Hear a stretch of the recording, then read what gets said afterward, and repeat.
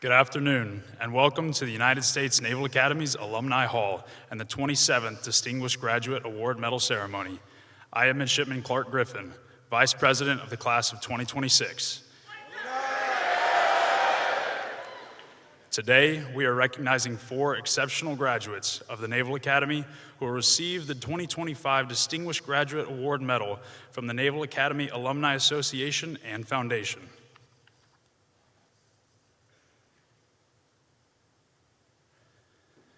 Please rise for the arrival of the official party, followed by the introduction of this year's Distinguished Graduate Award recipients. Please remain standing for the March On of the Colors and the playing of our national anthem.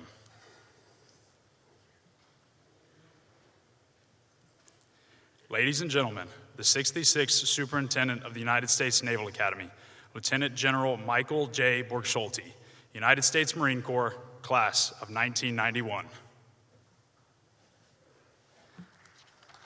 Admiral Mark E. Ferguson III, United States Navy retired, Class of 1978, Chair, U.S. Naval Academy Alumni Association Board of Trustees.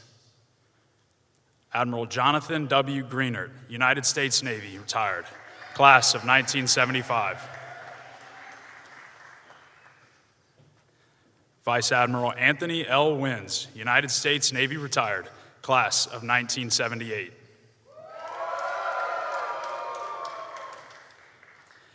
Captain Sunita L. Williams, United States Navy, retired, Class of 1987.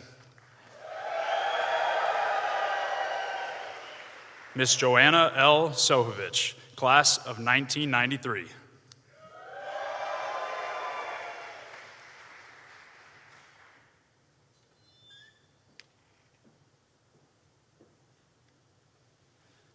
Please remain standing.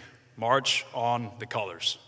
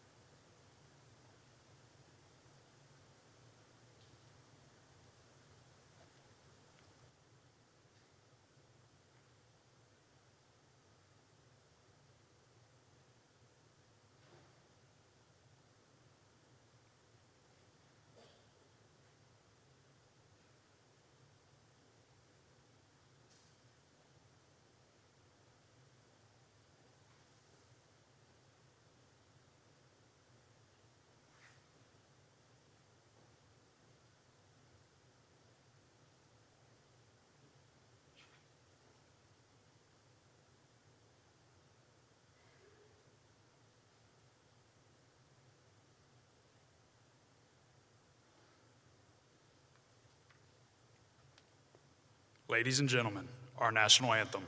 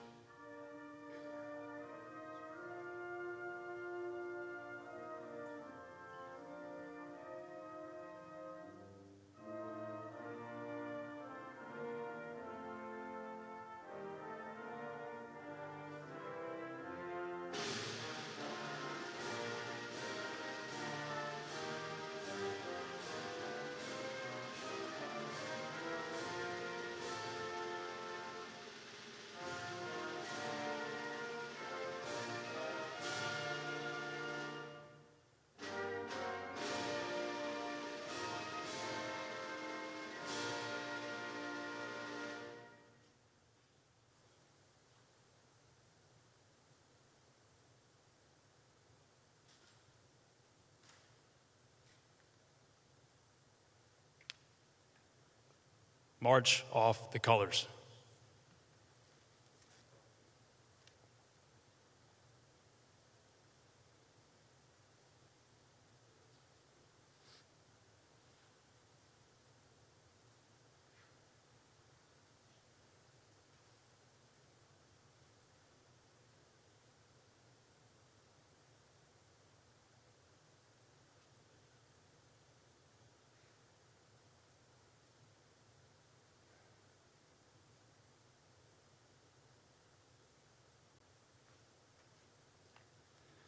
Please be seated.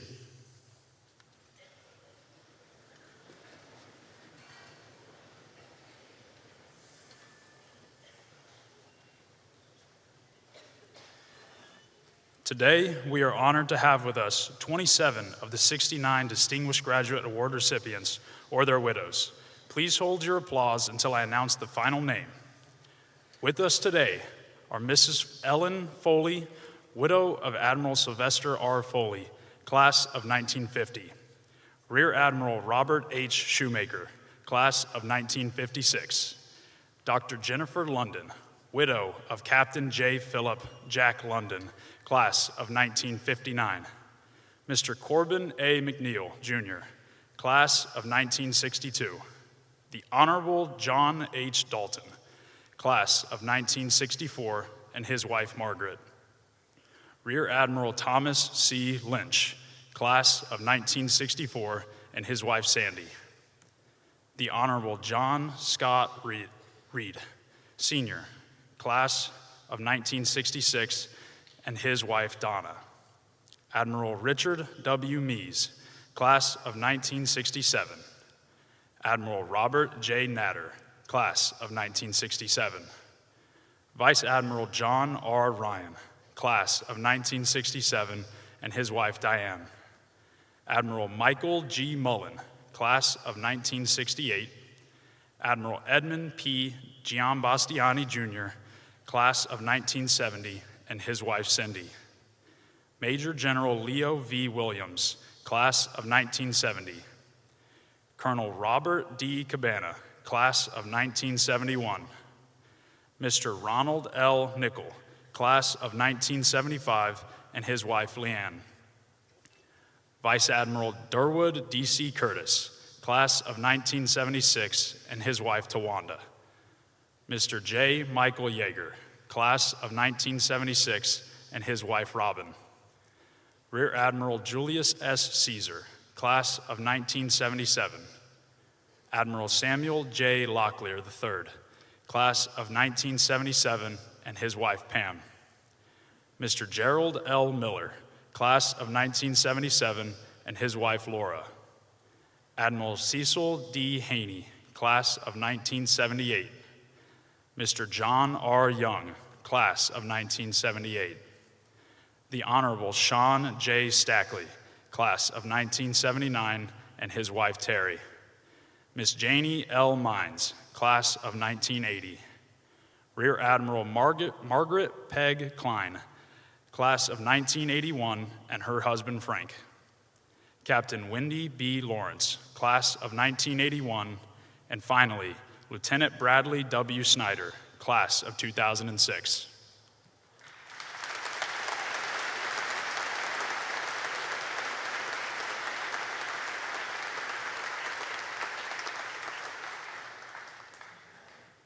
Naval Academy Command Chaplain, Captain Robert Johnson, Chaplain Corps, United States Navy.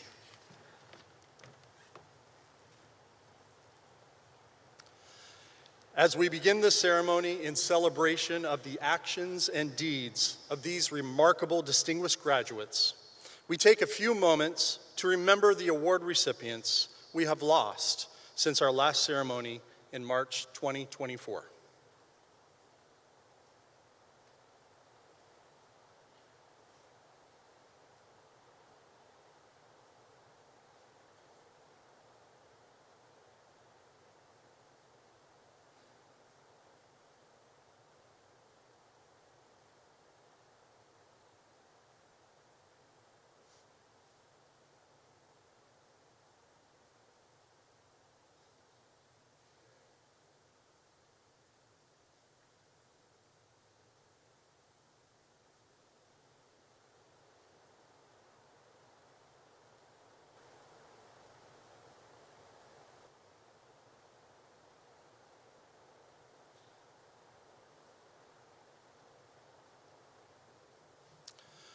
Let us pray.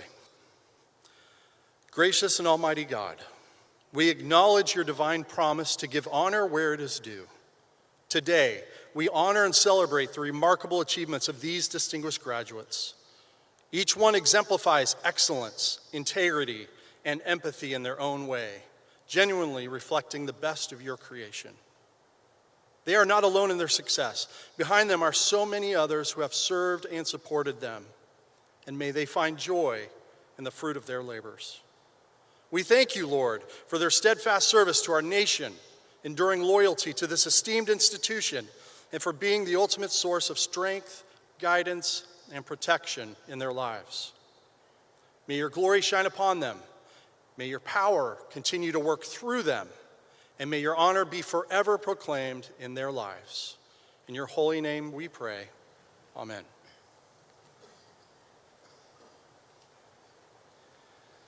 Welcome.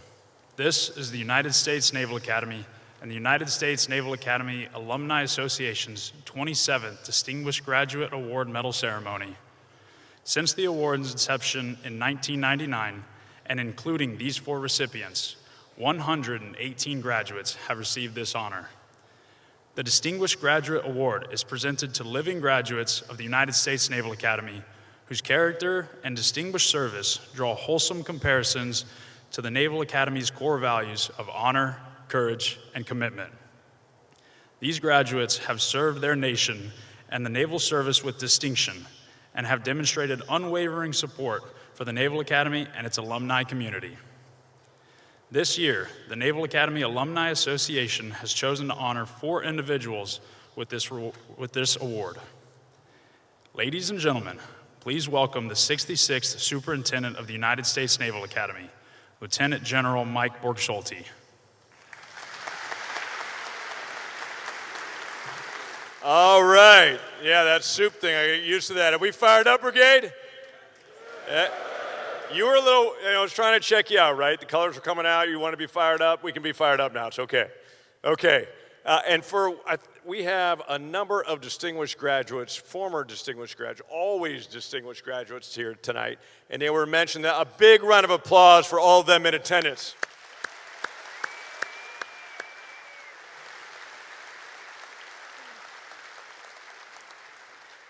Well, I think I have one of the best jobs in America because I just had the opportunity to have lunch with our new distinguished graduates and really just, some heroes of mine, people I've looked up to, and to have lunch with you is very special.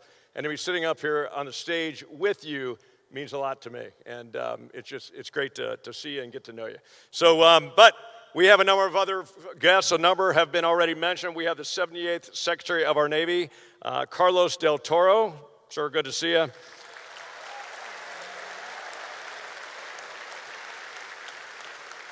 We have General and Mrs. Wilson, Vice Admiral, and Mrs. Fuller, a former Superintendent, Vice Admiral, and Mrs. Buck. Soup. Vice Admiral Zembrowski and Williams, Lieutenant General and Mrs. Beidler, and Lieutenant General Reynolds and Commander Brown. Welcome back home.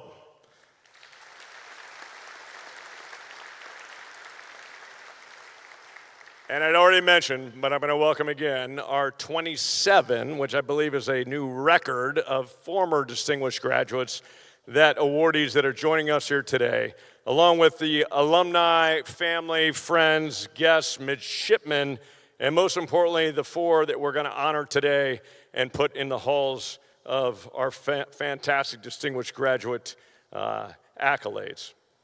Thank you for being here, and this award is the Academy's highest honor, a tribute to life of exemplary service, leadership, and loyalty to our nation and to our Naval Academy community.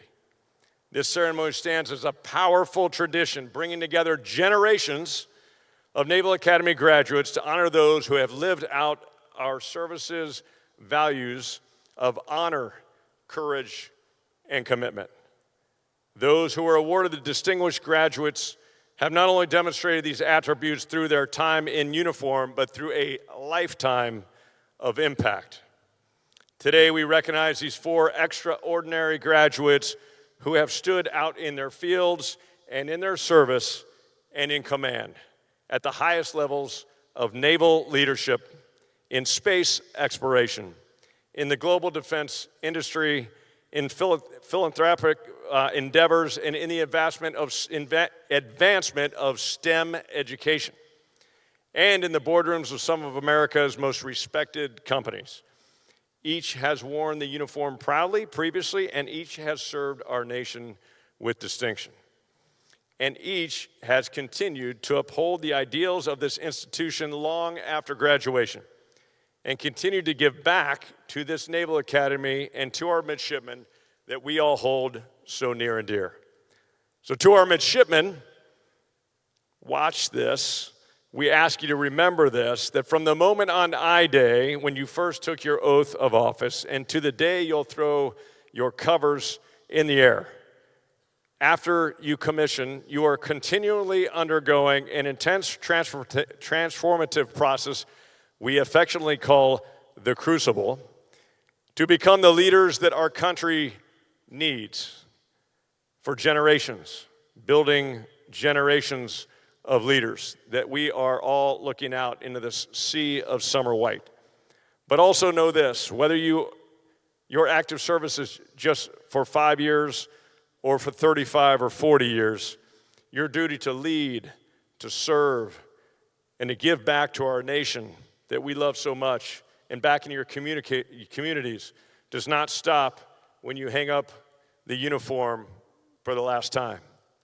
Our mission calls you to assume the highest responsibilities of command, citizenship, and government. And that calling is for life, a lifetime of service, both in and out of uniform. Today's honorees are proof of how to do that in an exemplary fashion. Admiral Jonathan Greenert, class of 1975, and a nuclear submariner, faithfully served as our 30th CNO, guiding the Navy through challenging times and with vision and clarity. Continues to serve as a mentor, a board member, and volunteer. Commitment to our Naval Academy, including 3 years as the chair of the Distinguished Graduate Award Selection Panel and as chair of our current Memorial Oversight Committee, remains unwavering. Thank you, sir. Vice, yeah, we can clap again. I think so.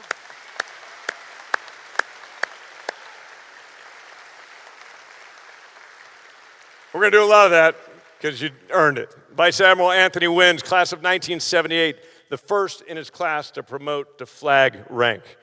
Commanded at every level of operational and strategic leadership. Since retirement, has continued to shape global security strategy through his work at Lockheed Martin, while inspiring over 40,000 students through his STEM and scholarship programs. He too has stayed deeply involved with our Naval Academy long after service. Big round of applause, sir.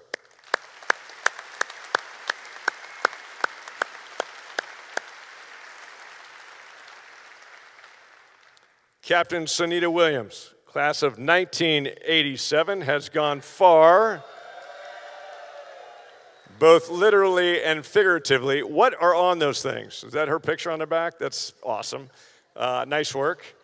You got a big crowd. Okay, from flying helicopters, one that I love, which has a sweet Gatling gun on the front, an AH-1, so we have a lot of things in common, to orbiting Earth. She has commanded the International Space Station twice, logged over 500 hours in space, days, not hours, days in space, and continue to use her platform to inspire the next generation of explorers and scientists. She helped build up the ISS, trains the astronauts who sustain it, and still finds time to support our beloved Naval Academy, from participation in our astronaut convocation to supporting the swim team, which she once captained. We appreciate you very much. Thank you for being here, and congratulations.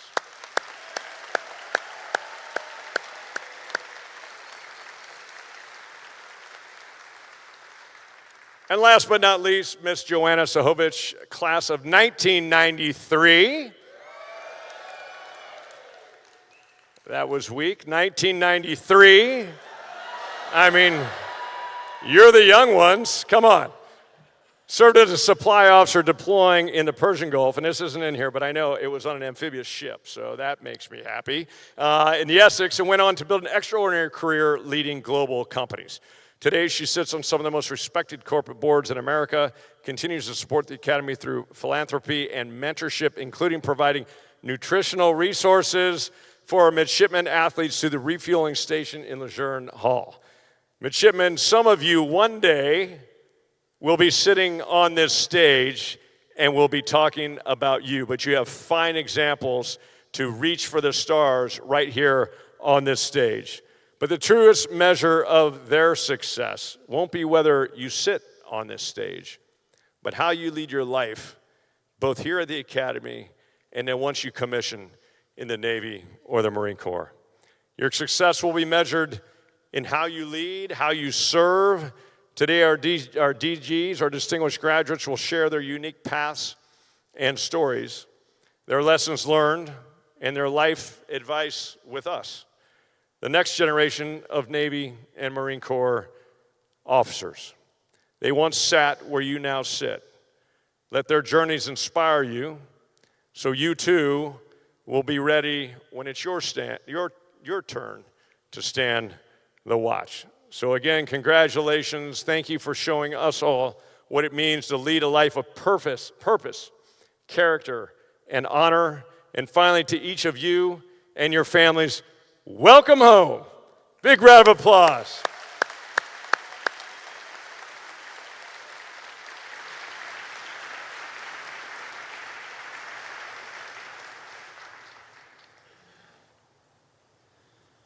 We are pleased to showcase the lives and achievements of each of our distinguished graduates with a biographical video prepared in their honor. After each video, presenting the Distinguished Graduate Award Medal to each of our awardees is Midshipman Kellen Bynes, Class of 26, Brigade Commander. Accompanying him are Lieutenant General Borg-Schulte and Admiral Ferguson. From the Class of 1975, Admiral Jonathan W. Greenert.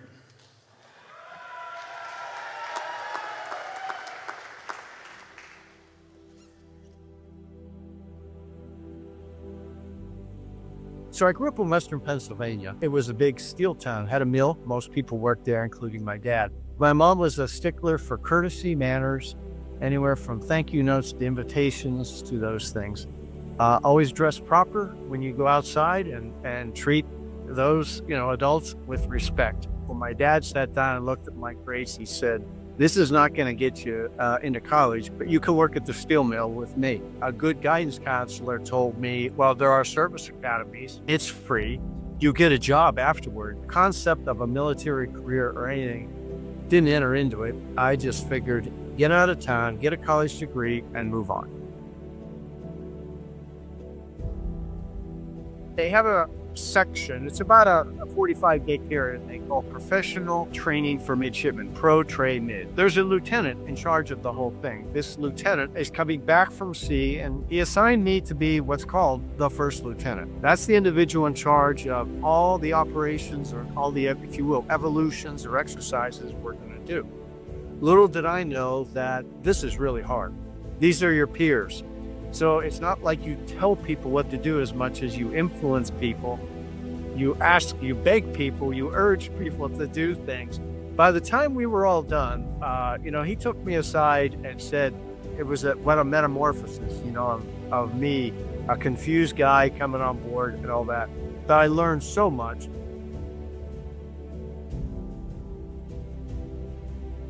I went to a submarine with flying fish, so I was airdropped in, sort of steeped in immediately. I got a crash course in the serious business of nuclear submarining. Now I'm motivated. That's what I want to do. But just before getting command, I was sent back to Washington for my first tour of duty in the Pentagon, which was shocking. And I was put into what they call a subspecialty of financial management, how the Navy thinks about its future, what programs would go into effect to do that. I realized this is not easy. Politics are involved. Then I went to command the Honolulu in Hawaii. Now I go back to the Pentagon, After that tour, I went out to Japan. My aperture expanded dramatically on what does the Navy do? It's like a master's level of international relations put together in an 18-month tour of duty. After that job that I was selected to flag rank as a one-star admiral, and it was like being an ensign all over again.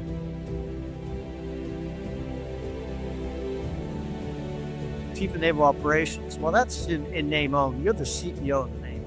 You don't direct operations. They got all these other people that direct operations, and they don't need your help from Washington out in Hawaii or in Europe. What they need you to do is to be on the lookout that we are organized, trained, and equipped. You have to understand policy, understand how to these concepts evolve and where you want to steer the Navy looking out ahead. So I kind of had the right background, experience in the areas that are going to matter. And lastly, my wife was all in for that too.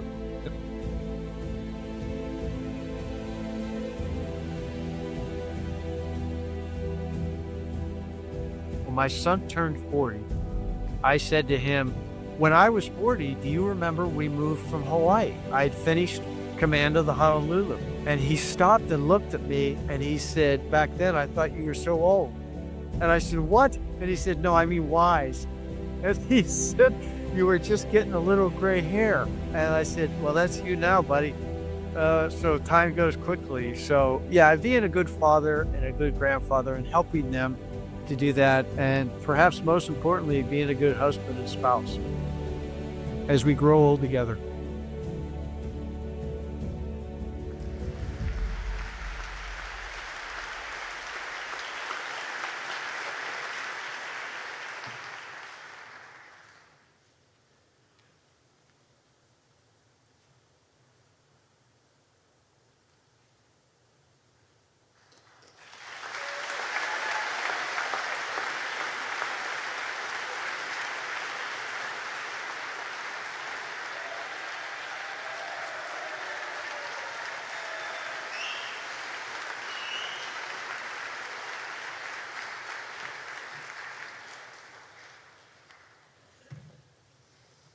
Well, you know, as Roy Hobbs said in The Natural, my life didn't turn out the way I planned it.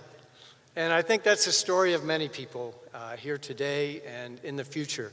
So first of all, thank you, Midshipman Kellenbines. I appreciate it very much. Admiral Ferguson, it's great to be back with you. Thank you so much. And General Borg-Schulte, I appreciate it very much. Thanks. To my awardees, my fellow awardees, my new shipmates, Joanne, Sonny, and Andy. Andy, we served together, so we know it's great to be back, and I'm very honored to be joining you as, I guess, this class. Folks, I'm really humbled to receive this award. You may have noticed from the video, this wasn't my plan. It's just kind of worked out that way, and I think there's a whole bunch of people out there, and for those of you in the whites, that's the way life works out sometimes. So let me start off with saying good afternoon, Brigade. It's my honor and pleasure to be here today to talk to you. I came before as CNO to talk to the brigade, and too many times it was kind of like I was talking at the brigade, and it wasn't talking to the brigade. So I'd like to share some things with you today that I hopefully will make your career go a little smoother. It's a privilege to be invited back, like I said, and before I share a few tips, we've heard class numbers go round and around. Let's do a really quick breakdown one more time. We got class of 29. Yeah, all right. All right, I like that. Quick shout out to Priya in 6 and Brock in 33. Your dads are very proud of you. Very proud of you, yeah. All right, we got the class of 28. All right. We got 2 for 7, 27. All right. And I guess we got the ruling class, a class of their own, 26. All right, that's good. That's good, sound good. Look, you all sound like a great class. Someday I think we should recognize the greatest class. Someday we should put it all together and figure out what is it that what every class does, and then we can compare it. We are a nation, we are an institution of data, of metrics, of objectivity. A simple thing like climbing a grease-turned-in monument. Everybody does that. How hard can it be? Well, a Climbing a greased Herndon Monument, there was one class that did it in 25 minutes or less. And maybe that's the greatest class, because that's the fastest time. That's a record. That would be the greatest class of 1975. Are you here? All right, that was okay. It was all right. I'll take it. All right, let's get down to business, if you don't mind. I have some good news about your future, Brigade. And I have a few safety tips, and I have some lessons learned. So if you're like me, some of you are kind of grinding your way through here. I mean, that's just the way it was, just to be an average midshipman. Like me, maybe you wonder at times, why am I here? Anybody feel that way sometimes? No, that's good. That's good. People are watching you. How do I go through this? And you may ask yourself, can I possibly succeed in the fleet with all of these superstars all around me? So the good news is, well, of course you can. Of course you can. And commissioning is a reset. So if you've got issues here, it all gets reset. It's a clean slate. It's a blank sheet of paper. You start over. The fleet could care, I don't want to say care less, but they do care less about your academic grades, your stripes, your conduct, and your activities. For some of you, that's a very good thing. In my Navy career in the fleet, long career in the fleet, I never had to solve a quadratic equation. I never had to solve a differential equation. I never used L'Hopital's rule, and I never used a Laplace transform. None of that. How about that? All right. However, there's a however here. I'm telling you, the superintendent, in my view, he got it right when he told us this is a gauntlet. The fleet demands that you be serious professionals with sound naval fundamentals. Preparation for success in your chosen profession out there, your vocation is service in the fleet. And it depends on your grasp of the professional training that you get here. And it's all here at the Naval Academy. All those professional courses, leadership, seamanship, tactics, yes, celestial navigation. It matters a lot. Even rates, shall call, 5 basic responses. Folks, it's relevant. They will build for you a future muscle memory for emergency action, which you will have to take. And it will be in an unpredictable time, and people are all going to look at you, and you've got to do the right thing. You've got to do it concise. You've got to do it coherently. So you're building for that. And by the way, I can tell you, even admirals and generals are required to memorize factoids in very short order, in short amounts of time, as they're walking down the hall to the next whatever that takes place. These are things that are being built into you. And frankly, folks, I thought some of that professional training was time filler or irrelevant, and I was wrong. My least favorite professional exercise was that thing called wardroom flashing light training. I don't know, you still doing that? I don't know. But there was us gathered in a wardroom, TV, silhouette of a ship, and this light blinking, and we would write down what the letters or the numbers were. So I thought, well, that's dumb. Who cares about that? Well, 3 months later, there I am, ensign, first submarine, down in the wardroom. I'm doing my studying, of course, and they said, Ensign Greener, OD says, come on up the bridge. And I said, super, I get to drive the ship. So I go up the bridge, I look out, it's foggy, it's cold. We're somewhere around Scotland, and they said, what is that? And I look out there and I said, well, sir, I think it's a light blinking. And they said, we know that. What is it saying? You just came from the academy. Surely you know flashing light. Well, we got through it. It was the international call sign of a ship. This radio was broken and they wanted to identify themselves. That was probably 12 of the 26 alphanumerics that I remembered. But we got through it. You don't want to do it that way. That's not a good way to get started, but we got through it. So lesson learned number 1 is be all in your professional training here. So good news number 2 for you I have. Being here and being from here is going to bring you great opportunities. The people next to you and the people in your company are lifelong classmates and shipmates. You will never meet a better collective group. And when you join the fleet, you'll experience alums out there who will make a special effort on your behalf. They'll take risk on your behalf, and it's all part of our culture. 4 alums who really were exemplified in this shaped my career, and they happen to be all DGAs. Corbin McNeil, my first commanding officer, Admiral Ed Bastiani, who was my commanding officer, if you will, officer in charge during my department head tour, Bob Natter out at the 7th Fleet took a chance on me, and Mike Mullen in the Pentagon, where I spent a lot of time. They all were wonderful in making sure I was a decent junior officer, department head, and then eventually a senior officer ready to assume the duties and responsibilities of a flag officer. And folks, like I said, I turn to them today for advice and guidance. This is your culture.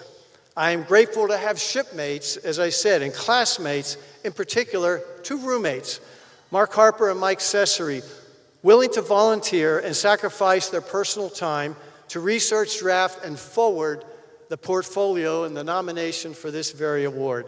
Thank you to both very much. I'm very honored to be your friend and your roommate. So Brigade, you too will be guided, you'll be mentored, and you'll be provided opportunity by people like this.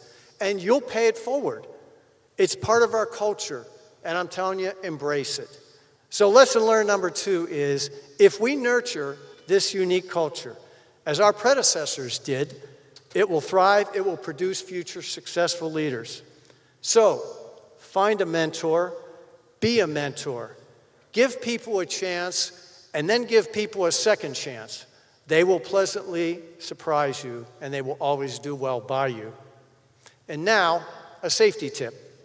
Our CNO, in his brief remarks when he recently assumed office, said, behind every successful naval officer is a Navy or Marine family. Your family is your foundation, the family you have now and the family that you will create and nurture someday. So a corollary to this safety tip is marry up. Marry up. The military spouse, yeah, I'm telling you. I know these people on this stage, and they've all admitted they did. Look at a successful person in government, in industry, in the military. You can probably say that. The military spouse is the most reliable, resilient, and insightful partner that a military member can have. When your time comes, choose wisely.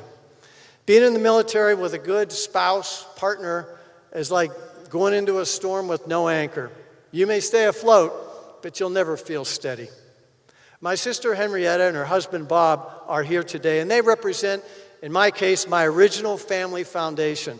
They were there at the beginning, driving me down to Walter Reed to get that first physical a million years ago. Thank you very much, Henrietta, for being here, and thank you, Bob. And Darlene, who is the love of my life, has been my anchor in many storms out there. So simply put, she's been everything to me and for me. We, well, actually she, mostly, raised 3 wonderful children, and I'm very proud and happy to say they married up too. So let me close with a little bit of a lightning round for you on some things to maybe enhance your personal lives that I have learned, sometimes the hard way. Number 1, call your mother once a week. You can't find anybody that has done more for you or given you so much unconditional love. Number 2, wear sunscreen. The sunburn that some of you are going to get this weekend, that won't mean anything for 15 or 20 years. Just, it came and it went. Oh, and then it's too late for you to do anything about that. And then it'll be you and the dermatologist with a bottle of nitrogen and a scalpel. And if you think I'm wrong and you don't believe me, ask any baby boomer that you see today or in the next few days. They'll get you straight. Number 3, guard your integrity. It is your most important trait. Number 4, be nice to everyone. And there's 3 good reasons. Number 1, hey, it's the right thing to do. Number 2, trust me, you never knew who you're going to work for in the future. Today's subordinate could be tomorrow's boss. And number 3, if you want to be liked, well, then you need to be likable. As a modern philosopher, Sir Paul McCartney of the Beatles once wrote, and in the end, the love we take is equal to the love we make. There's a lot of truth to that if you think about it. Lastly, learn to laugh. Don't take yourself too seriously, but take your job very seriously. We all endure stress. It will be overwhelming at times for you. Music and laughter are proven safety valves. I urge you to use them. They work.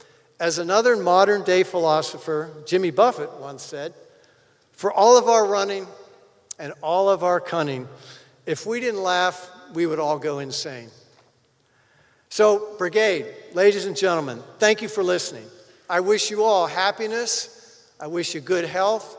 And for everyone out there in white, I wish you great success in your respective careers. Thank you for serving our country. Thank you, ladies and gentlemen.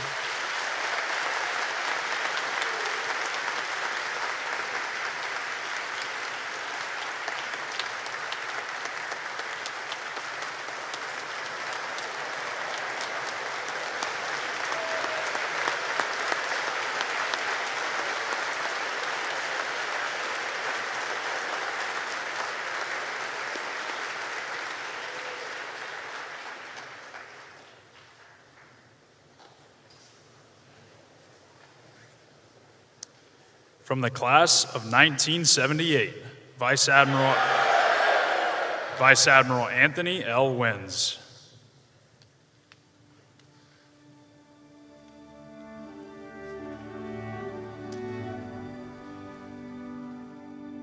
I grew up in Jacksonville, Florida. When I was growing up in the early 1960s, Jacksonville was a segregated city. I got to Ed White High School as a 10th grader, and the first thing I noticed was that all of the textbooks in my classrooms were brand new.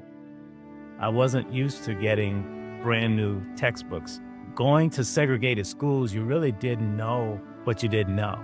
My mom was an elementary school teacher, and I will tell you that she taught me the importance of education. And I saw what she went through as she showed me by example, really what it was like to work hard. One of the midshipmen from the Naval Academy had come to my high school to give a presentation. I really focused on what was so unique about the Naval Academy. Not only would you receive a quality education, but you would get physical fitness training, moral and ethical training. I decided to apply to my local congressman. The rest is history.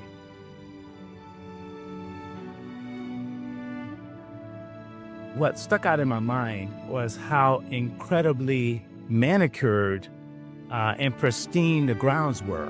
When I looked at the buildings, it was a mixture of historical buildings like Mahan Hall and also modern buildings like Nimitz Library. So I was in awe, a little scared.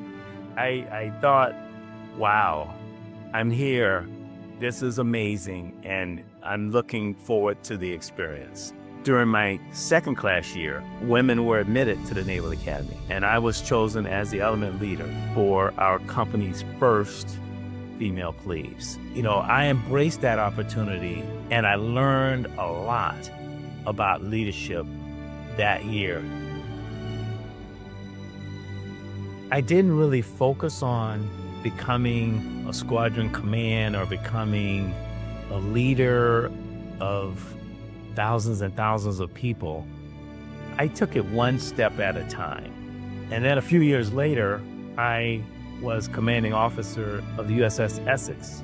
And then when I became a flag officer, and that became the pinnacle of success and the pinnacle of leadership and the pinnacle of responsibility.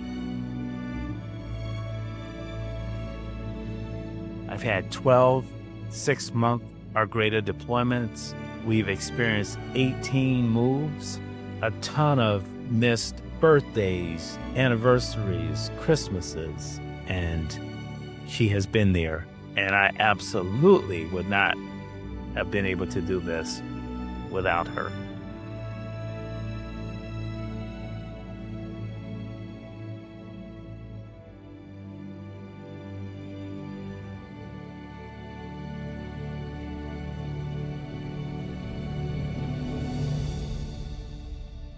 A minister once told me, do as much as you can for as many people as you can for as long as you can.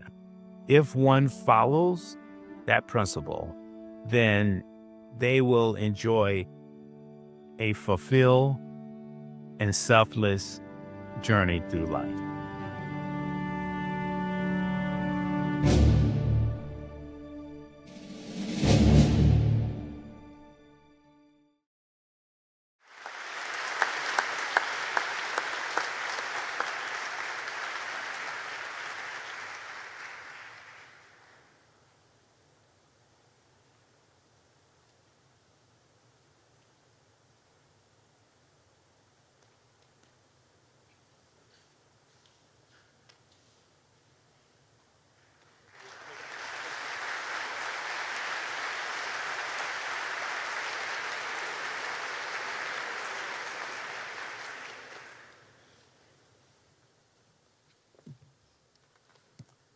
Good afternoon, everyone.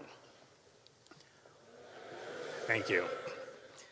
On occasions such as this, and especially when I'm in the way of the evening meal, I'm reminded of the golden rule of public speaking. One should stand up to be seen, speak clearly to be heard, then sit down quickly to be appreciated. I plan on following this rule today.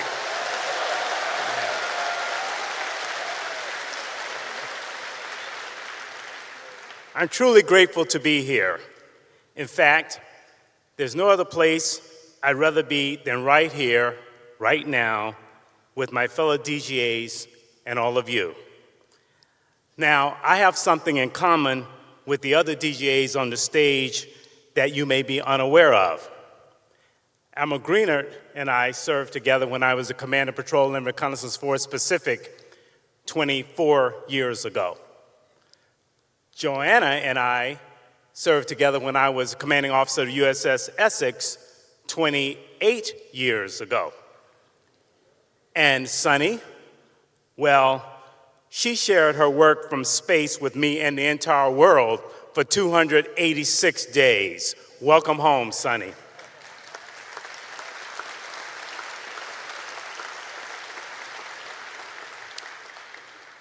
Let me first thank God for all of his blessings. Without him, none of this would have been possible. I also want to thank Admiral Harris and the DGA Selection Committee, Admiral Ferguson, and Superintendent Lieutenant General Burke Schulte. General, congratulations again. 45 years ago, I married the love of my life. My beautiful wife, V. You have flown and sailed everywhere and every day with me. And I thank you and love you even more today than yesterday. Thank you.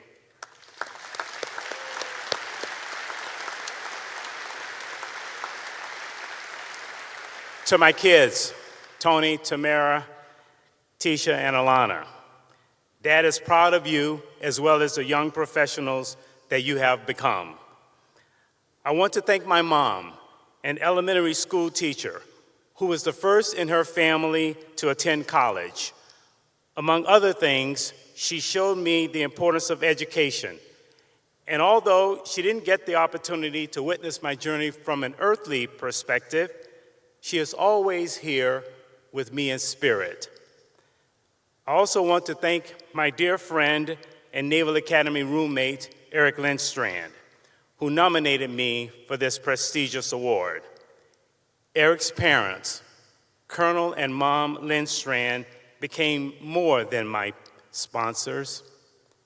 They were my second parents who provided lifelong love and guidance throughout my journey. Now, you don't get to stand up here without the support of your classmates. It's a great class of 78 in the audience. Go 78. My fellow classmates, especially my company mates of Hardcore 24, thank you for this honor. 24 is in the house, all right. You represent those I care very deeply for and those with whom I share an unbreakable and perpetual bond. There are far too many others to mention here who have had a positive impact on my Navy and civilian careers. I owe them all a debt of gratitude. Now, to all of you midshipmen, you have embarked on a noble cause. Ahead of you lies an amazing journey filled with rewards and challenges. The Naval Academy remains one of the most consequential institutions in American public life. Today, I want to take this opportunity to offer you 4 thoughts to help you navigate the seas of your future career. First, be an example to those who lead you as well as those you lead. Sailors will watch everything their leaders do and don't do, and what is said and not said. It's your personal example that they will follow whether you are in uniform or not. You can't fake it to make it in this business. Leading by example meant I never asked those in my commands to do something I wasn't prepared to do myself. Leading by example is a powerful leadership approach where your actions and behaviors serve as a model for your team, inspiring and motivating others to follow suit. It involves consistently demonstrating the values, the work ethic, and behaviors that the leader wants to see in their team members. This approach fosters a culture of trust, respect, and high performance, ultimately contributing to the success of the team and the organization. Be the example. Second, you are going to make mistakes along your journey. If you haven't yet, just keep on living. And believe me, you will suck at something. There's no doubt about it. How you respond to mistakes made and adversity encountered will define success or failure. Many successful people learn from thousands of failed attempts before achieving breakthroughs, demonstrating the power of persistence and learning from setbacks. When referring to his work on the light bulb, Thomas Edison embraced mistakes as learning opportunities, famously stating, "I have not failed 10,000 times. I have successfully found 10,000 ways that will not work." Quite frankly, you probably won't get 10,000 times today to get it right, but you get my point. So learn from your mistakes, understand why they occurred, and more importantly, use that knowledge to avoid similar errors in the future. Third, you cannot do it alone. Teamwork is key.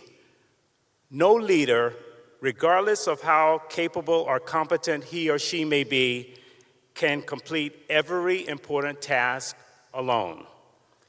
You will arrive at your first duty station in your brand new crisp uniform with an impressive Bachelor of Science degree from the United States Naval Academy.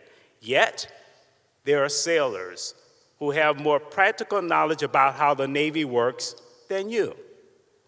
Don't be a know-it-all. My grandmother would say it this way, "Boy, don't you get too big for your britches." A case in point, I was a SEAL of the USS Essex. We were pulling into the port of Sib, Oman.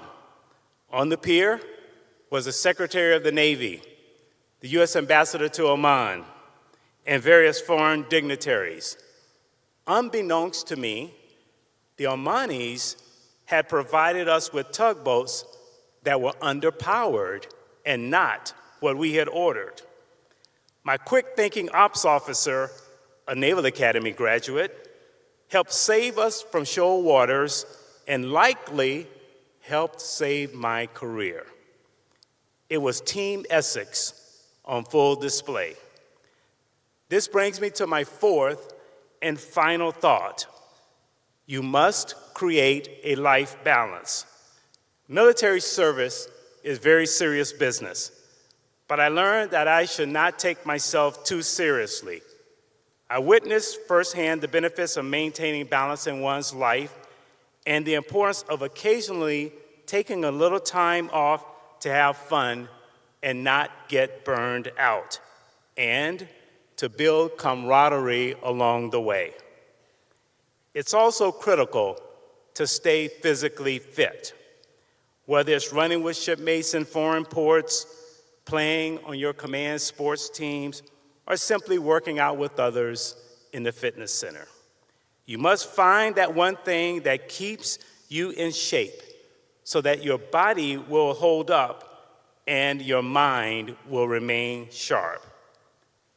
As I close, you heard me refer to the journey throughout my remarks. Indeed, it is a journey. It was for me, and it will be for you. Hang on, because it will go by far too fast. I can assure you that if you earn the respect of your people, learn from your mistakes, value every member of your team, and take care of yourself, then you will change the world one step at a time and make it better for generations to come. And some of you will have the opportunity to share your thoughts right here in this setting. Finally, it has been the highest honor of my life to have had the privilege of attending the United States Naval Academy and wearing the cloth of our nation. May God continue to bless the brigade and our beloved institution, and may God bless America. Beat Army!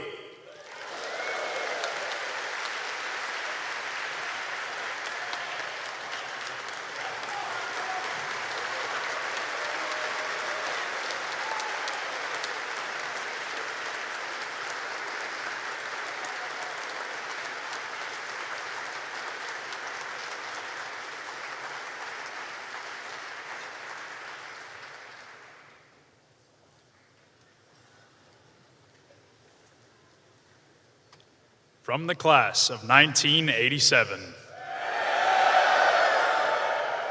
Captain Sunita L. Williams.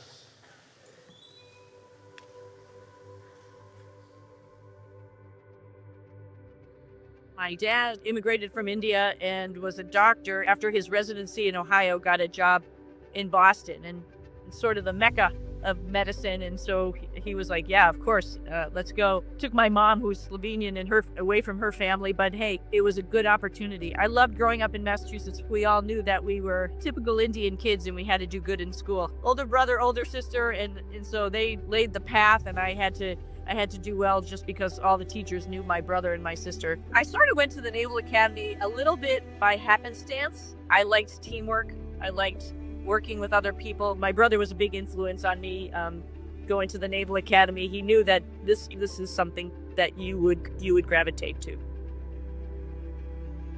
I was a plebe summer detail as the brigade was coming back, and all the plebes were really nervous. I just needed to get them out of Bancroft Hall, and we go for a run, and we're doing all the cadences. I said something to the effect of, "Would you follow me?" Just like sort of joking around, like, "Yes, ma'am." And so I ran by the seawall and jumped in, and every single one of them jumped in after me. I think we all got a little bit stung by jellyfish, but we made our way, climbed up to the ladder on the seawall, and were able to get out. I think that was pretty cool. Like, it was one of those things that, like, this is sort of what it's all about, making sure you take care of your guys. When I started the Naval Academy, I was Sonny Pandya at the time. And by the end of plebe summer, I just wanted to be part of class of 87. And I think that's one of those things that drives you, is you just want to finish with your class. I met my husband at the Naval Academy. We, of course, were the same class, same company, so we knew each other. However, we ran in different circles. I ran with a bunch of athletes. He was very professional. We ended up going to flight school at the same time and really got to know each other a lot better after that. And 2 years after the academy, we got married. I was a swimmer, so I wanted to be a diver. I didn't get that billet, so I was like, well, what else is really cool? Of course, I had just seen Top Gun, so yeah, flying airplanes for the Navy was awesome. So that's what I went and did. I had the opportunity to go to flight school, fly airplanes, fly helicopters. I ended up flying helicopters. Being able to hover, being able to fly off a ship was just incredible. We had small detachments, maybe 6 pilots, 30 guys, and so if your helicopter broke down, you ended up helping them work on them. Righty-tighty, lefty-loosey. And one of the chiefs said to me one day, you seem to really like this. Why don't you go to test pilot school? And that was the first time I thought about it, and I learned a little bit more about it and applied and got in. And that opened the door to coming to NASA. Obviously, NASA has a history of test pilots. Had the opportunity to go down to Johnson Space Center, meet some astronauts. Some I knew from the Naval Academy. Some of my firsties from when I was a plebe. Quite a history of Naval Academy grads who have been part of the astronaut program and have helped us forge our future in space. I feel super honored to have the opportunity and the privilege to serve in the U.S. military, and I would recommend that to anybody. When you realize that you're part of a bigger team, you can start with the small little things like plebe summer, then go on to a squadron and be part of a deployment, and then be part of something international as we leave our planet. You can do that. Anybody can do that.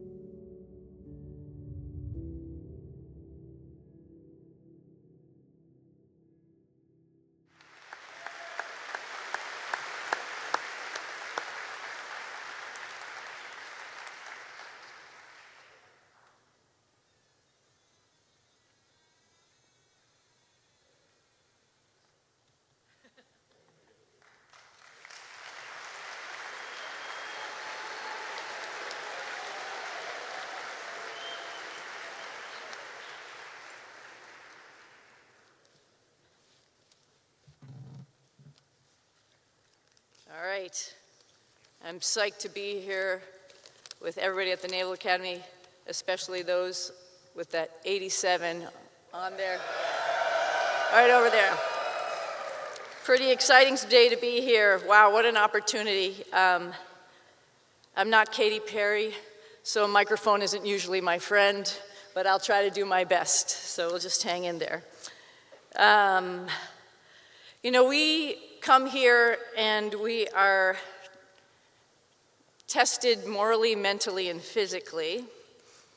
We owe class of 87 that to 87 minus 3.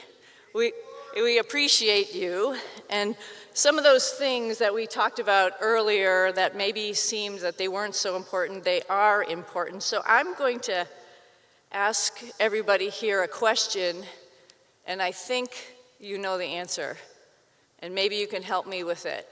How's the cow?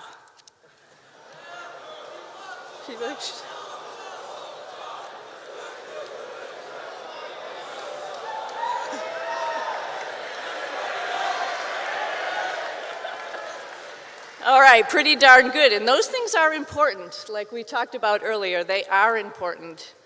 Things that will be important to you in your life, and you need to understand why those things are important. We do what we do because they are provided for us, because we earn them. Honor is something that is one of our traits. Honor, courage, and commitment, right? So you might be at some point in your life in the wrong place at the wrong time, and you just need to turn that into the right place at the right time. So you accept these challenges that you might get. Maybe you're on a docking axis coming into the International Space Station and you lose a thruster, and then you lose another one, and then you lose another one, and maybe you lose one more. And you think to yourself, I am at the wrong place at the wrong time.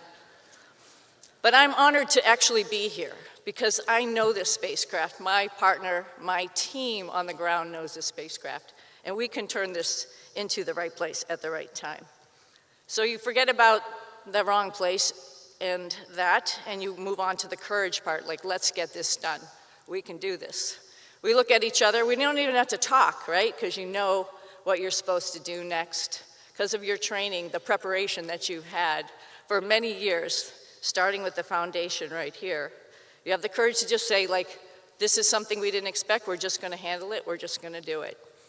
Don't look back, just make it happen. Then you finally get talked to the space station, the commitment part. We're there. That's a commitment.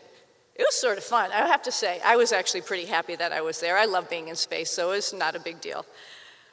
Commitment, though. Commitment for, like, the whole summer. And I'm thinking I'm coming home. But then actually 9 months later was actually the time. But that's commitment not only to the spacecraft, not only to the team right there on the space station, not only to the NASA, but it's also a commitment to our country. And it's a commitment that all of you will have the privilege of having one day when you leave here and you serve this wonderful country. So don't forget that. You have honor, courage, and commitment probably every single day of your lives if you look at it that way. You can turn the wrong place at the wrong time easily into the right place at the right time. The one thing that I learned from this whole experience that I wanted to share with you is people are good. People care. I was so surprised when I got back from space how many, like I thought for sure, my mom, my sister, my nephew, and my niece, and my husband, sometimes my husband cares. But people really care. People that you don't know, humans care. People come up to you and say, thank God you're back. We were watching, we were praying for you. So don't let that lesson escape you. We all have opinions, and pretty hard opinions sometimes. But sometimes it's nice to just listen to somebody who has a different opinion. You might learn a thing or two. They actually are spending the time to talk to you because they care. And we as humans care, which is pretty great. So here you are at the Naval Academy, morally, mentally, physically, getting ready to get out there with honor, courage, and commitment. Don't ever forget that. I am so honored to be here with you, stuck with you on Earth, especially the class of '87. Just remember, you can be scrambled, you can be fried, but you can never be broken. Thank you.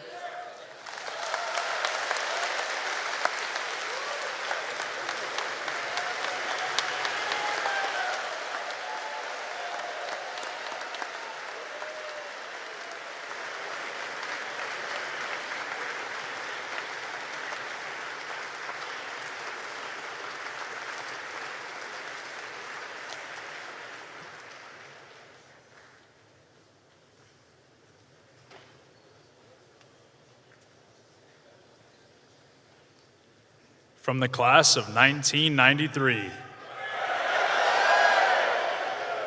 Miss Joanna L. Sohovich.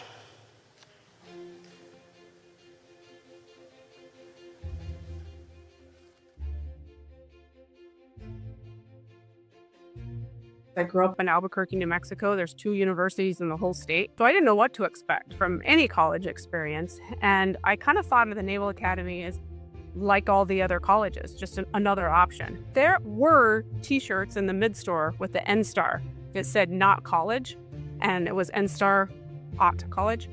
And that was my experience when I visited. I worked really hard in high school to be well-rounded. I was doing varsity sports, I was on the national speech and debate team, I was taking AP classes. I mean, I just was really challenging myself in every direction. I didn't want that to stop when I went to college. And when I went to the Naval Academy to visit, there were midshipmen who asked me if I wanted to get up with them and go for an early morning run.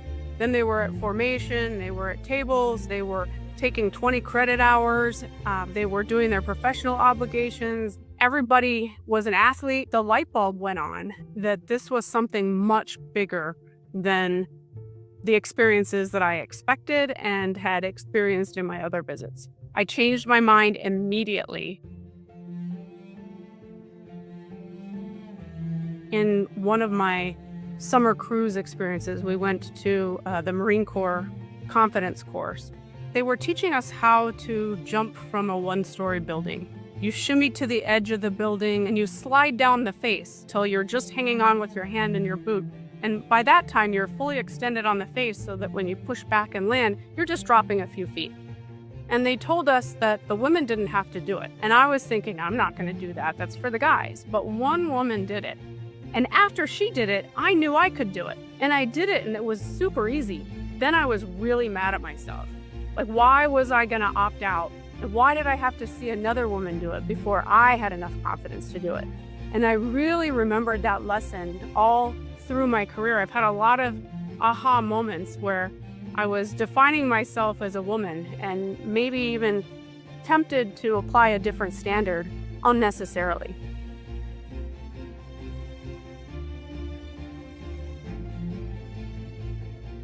Because innovation is just problem solving.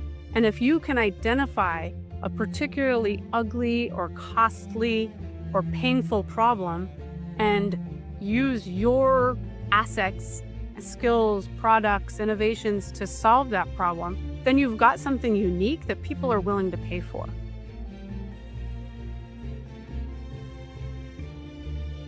My son, he's really embarrassed because in my biography it says I am the mom to teenage super swimmer Xavier, but he's awesome. I love seeing my kid work really hard for something, then meet his goals. He's going to swim for Navy. He is accepted a position in the class of 29. He'll start plebe summer this summer. And that's really gratifying because the nutrition center that I funded will be in Lejeune in the pool for swimmers. So that comes full circle to someone near and dear to my heart.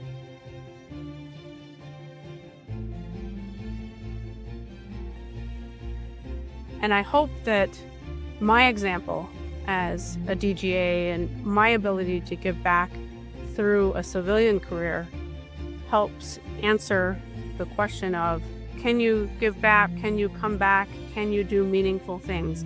Even if you pursue a career in citizenship and government after your time at the academy? And the answer is yes, you can.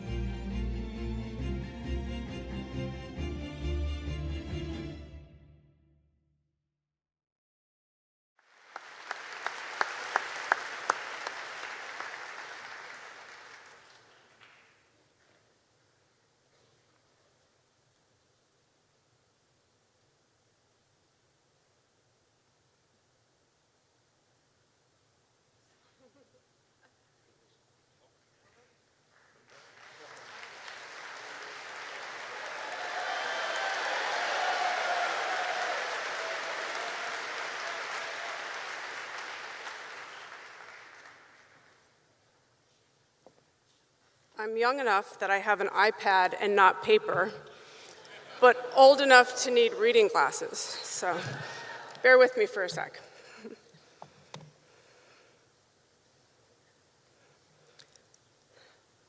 Okay, so thank you and greetings to Admiral Ferguson, Lieutenant General Beidler, Lieutenant General Borg-Schulte, Mr. Jeff Webb, Posty, who instigated all of this, Class of '93, who supported all of this, my fellow DGA awardees, past and present, who I'm honored to be amongst, and to the Brigade of Midshipmen.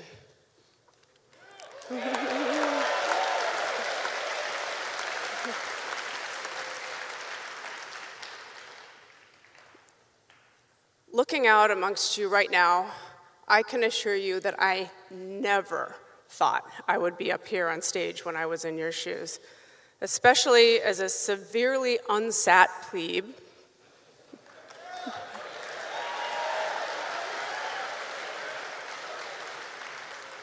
Marching tours.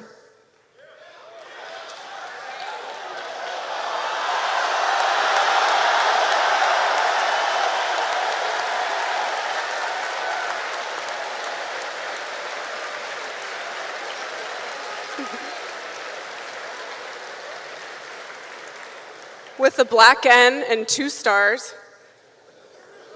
For those of you who don't know, that means I was separated. If not for the Commandant's reconsideration, I wouldn't even be a graduate, much less a distinguished graduate.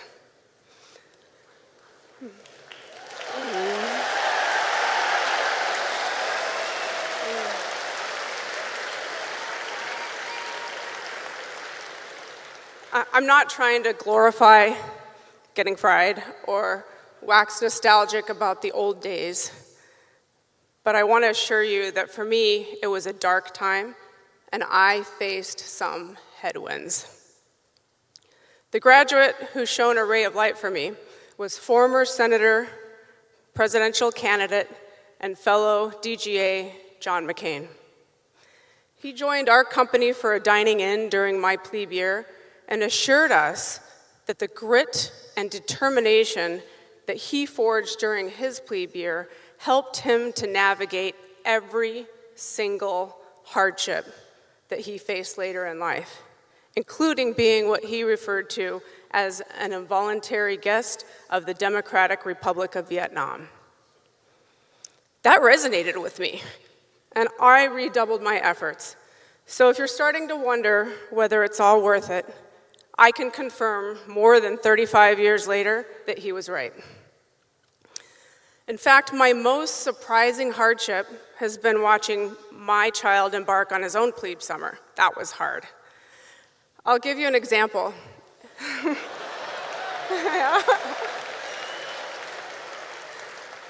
If you guys saw the video, I said he was going to be starting plebe summer, but we all voted to delay this because we wanted Sonny to get back home safely.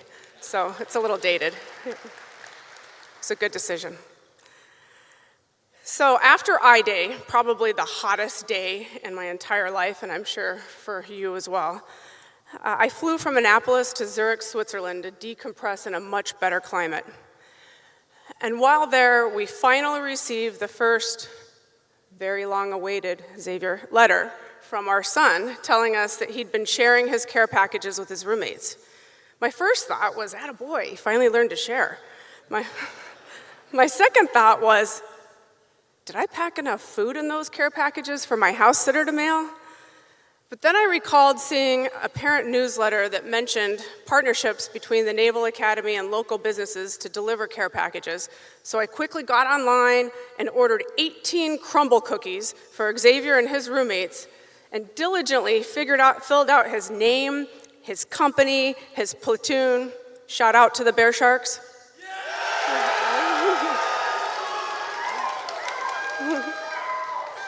Along with a very specific request that this be included as part of their plebe summer care package delivery program. Well, you can imagine my surprise and delight when I got a text notification a mere 45 minutes later that the package was delivered. Unfortunately, when I clicked on the link, I saw this photo.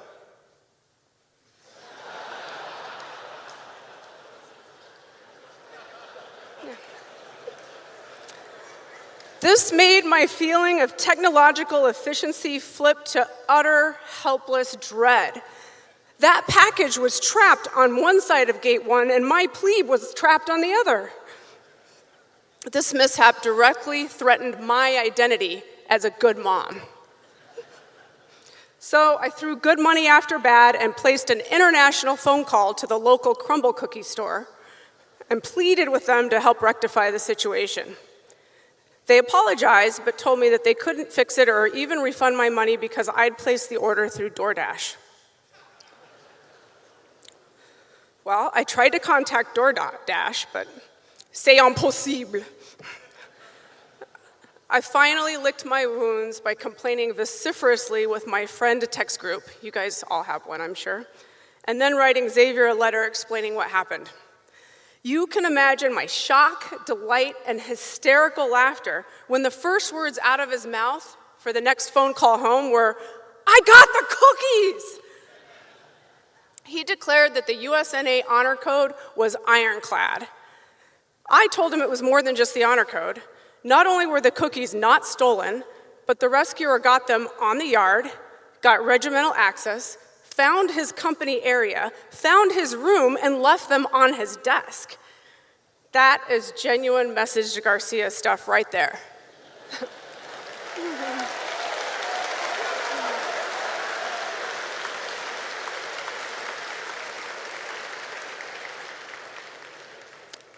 I'm so glad that the same lessons are being taught here today, and I'm proud to witness and personally experience someone who had the integrity and took the initiative simply because it was the right thing to do. But I'll buy you a steak dinner if you tell Xavier who you are.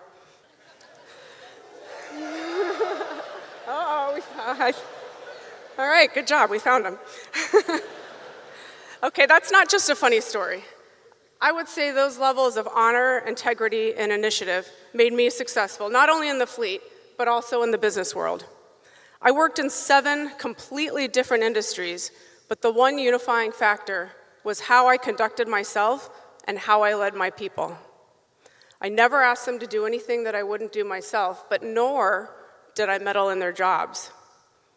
The Navy got me comfortable with leading consummate professionals and learning to add value elsewhere, to set the vision and strategy, to eliminate roadblocks, to protect my team, to strengthen camaraderie amongst my team, and forge partnerships with other departments.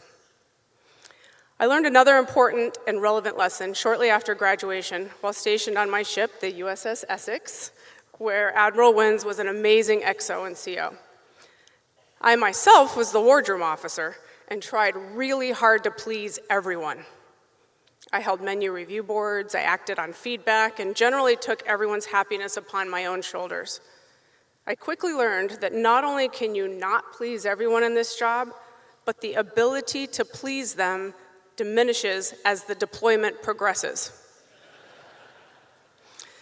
I had to stop trying to please others. That was a bottomless well of depletion.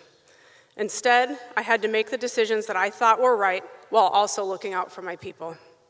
Turns out, it's easier to defend decisions that align with your passion, purpose, beliefs, and values than ones that others talked you into. This is especially true when you're signing off on a chit. Cast your vote in accordance with your beliefs and not what you think the rest of the chain will say. If you set your compass to align with others, they don't need your input anyway. This really set me apart in business, as I was not only someone who looked out for her team and got results, but I also spoke the truth. When I worked for Honeywell International, I regularly told Dave Cody, the CEO, things that my mentor warned me would get me fired. This well-intentioned advice didn't cause me to keep my mouth shut. It just alerted me to the fact that I needed to come up with some really good messaging. Similarly, in my last job as CEO of the Chamberlain Group, I was the only person who regularly, though respectfully, voiced disagreement with our billionaire owner. When I interviewed for the job, he interrogated me about my values. And I was ready due to a recent values exercise with my mentor. But then I did the same for him. He said that I was the only CEO candidate who did that. And I told him that for me, the rules of running a public company were clear. But if I were to run a family-owned company, I couldn't be constantly guessing what the family wanted. If my values were aligned with theirs, then I could run the company in accordance with what I thought was right. Speaking of public companies, when I first entered the business world, I initially missed the camaraderie, usually born out of hardship, that we had in the Navy. Instead of lives, I did become responsible for profit and loss, but also livelihoods, which is important. When COVID happened, many leaders and politicians found themselves completely unprepared. They'd never made decisions that affected lives before, and almost none of us were infectious disease specialists. Thankfully, my training here and in the fleet prepared me for the stress, pressure, and sheer responsibility of trying to run a business in unprecedented times while knowing that some of those business decisions could result in employee sickness or death. We formed a council, created a war room, met twice daily to process all the tough decisions before us, and if I didn't know the answer after listening to all of my advisors, I took the decision that left me with the most optionality going forward. It was a stressful time, but our objective was simple. We couldn't control whether an employee got COVID, but we could control whether they got COVID at work. Our rough measurement was whether any 2 people in the same work cell got sick at the same time. And I'm proud to say that we created and followed processes that delivered that goal. You'll learn after graduation that the sheer weight of being responsible for lives cannot be replicated anywhere else. It's why giving 100% to your moral, mental, and physical pursuits at Navy is so important. You'll actually be in charge of people and lives in very short order. When that time came for me, I felt more than prepared. The one piece of advice that I'll pass along, though, is that your sailors or Marines, no matter how highly trained they are, did not benefit from your training. Don't be an unforgiving leader. Remember, they're human beings with parents and families who love and are so proud of them. Talk to them like those loved ones are witnessing your leadership. I firmly believe this approach will help you win hearts and minds in addition to respect. So I'd like to reiterate to all of you midshipmen, it doesn't matter if you're unsat, on restriction, or failed your last inspection or PRT. Whatever your setbacks, you can resolve today to be the leader needed by command, citizenship, and government. I know that some of you will have headwinds, and I, for one, am thankful for my headwinds. They not only gifted me with grit and determination, but with true empathetic leadership. William Arthur Ward said it best, in that the pessimist complains about the wind. The optimist expects it to change. The realist adjusts the sails. Embrace your headwinds and adjust your sails. Thank you, and beat Army.